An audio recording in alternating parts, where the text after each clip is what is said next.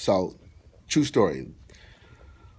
For every person that may not appreciate the qualities you have as a man or a woman, or your skill set and shining bright light inside you that you bring to the table to make other people feel better, for every person who doesn't appreciate that or denounces that or just doesn't give you the response or reactions back that you're looking for in respect to what you feel like you've been offering or giving out, there's about 10 people lined up that do appreciate what you have to offer.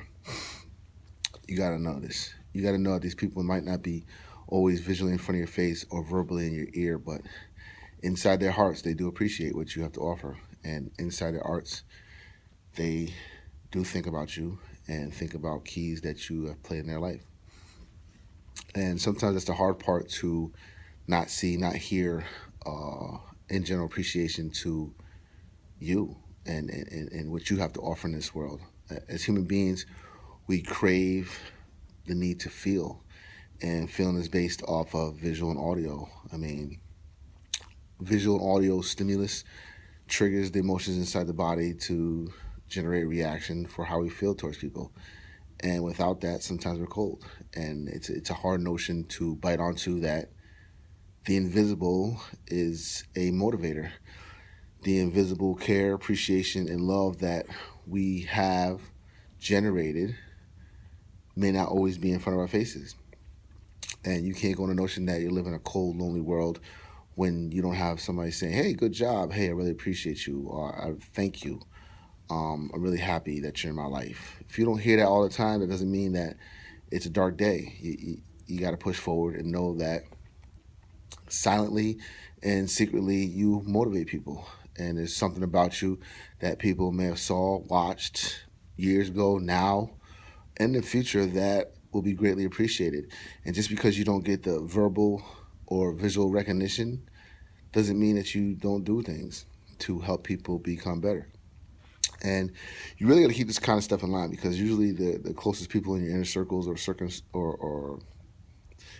circumstances or events that you deal with every day, the people that you think you expect to hear things from, you may not hear that all the time. And that doesn't mean that they don't appreciate you and that they don't care for you, but for some reason, we feel inside our minds through whatever education or through understanding that the closest and everybody around us should be telling us something every single day. And we all have our own lives, down to spouses, relationships, whatever. We still have our own lives and we have our own things on the cap of our mind. And sometimes it's hard to always fill the void that we're looking for or what others are looking for us all the time. It's just impossible. And this causes dissension, this causes tension in relationships because people feel like your expectations of what you expect from that person is just not meeting your demands. And in reality, that's not right. You can't demand so much on another human being when that other human being has so much demand on their own life.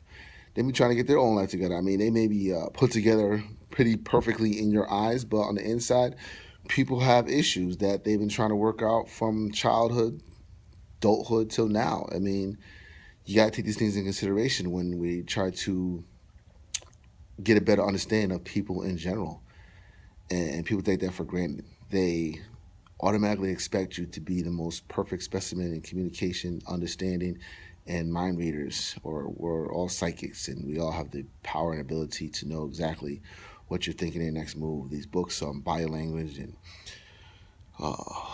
advanced thinking towards what people's actions should do, or intuitional thinking, these all play a knowledge glitch inside our heads, and we start to assume so much, and then our assuming becomes like what it is.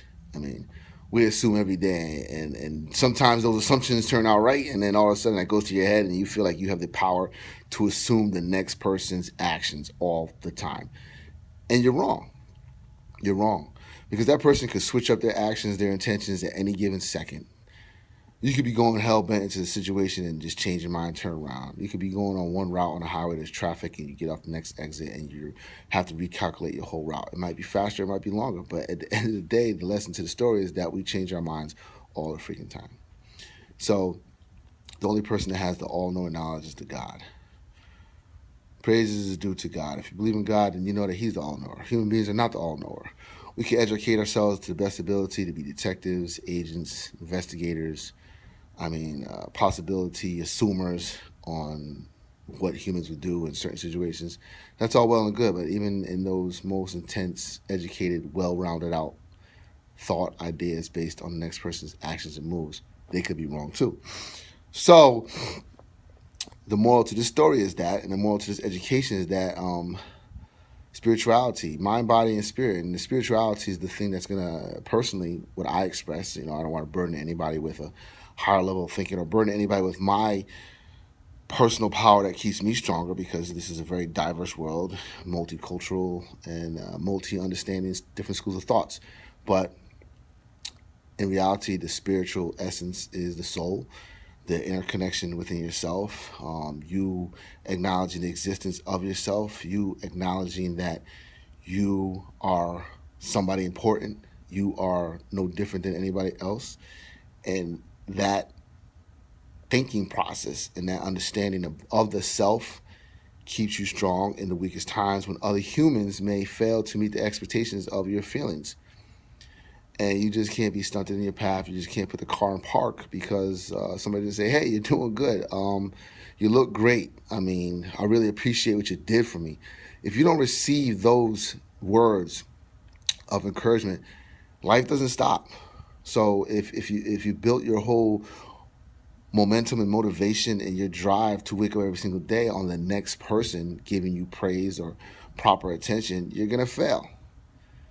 You gotta build the self up. To me, life is finding the self, and finding the self is growing, educating, from occupation to networking to understanding to being exposed to different situations that will mold and shape your character, define you, and make you react to situations differently in the future and live and learn.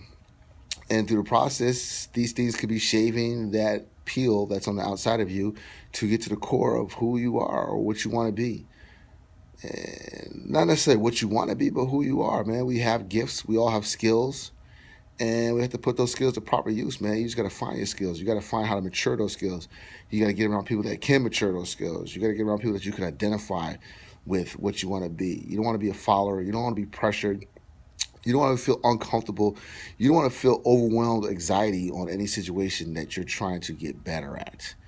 Yes, you can feel uncomfortable because you just have to study for tests, you have to learn situations. You're not used to being put under pressure to make those strengths inside you mature more efficiently. So that's one thing. But feeling content in an avenue that you want to pursue in life and be in a place that you want to be in life is a totally different story. You got to feel comfortable to a certain degree, but it's hard work.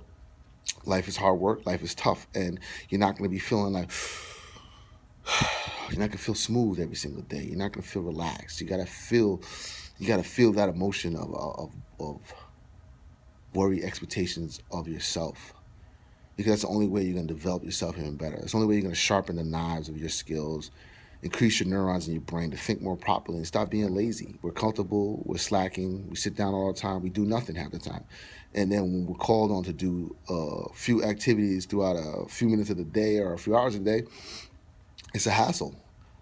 We're not being stimulated as much as we used to back in the days. The stimulation process is all visual, cyber, and that's causing our physical parts to become lazy, but the physical also dictates the internal, brain functions, hormonal functions, circulation, nutrition, neurotransmitter transport, cell uptake, cell outtake. It all comes together as one unit.